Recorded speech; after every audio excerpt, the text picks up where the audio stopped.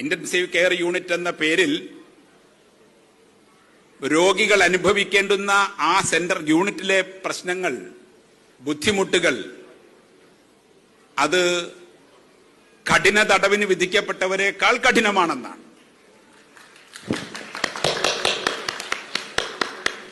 എന്ന് മാത്രമല്ല, മരിച്ചു കഴിഞ്ഞാലും രോഗിയെ പീഡിപ്പിക്കുകയാണ്.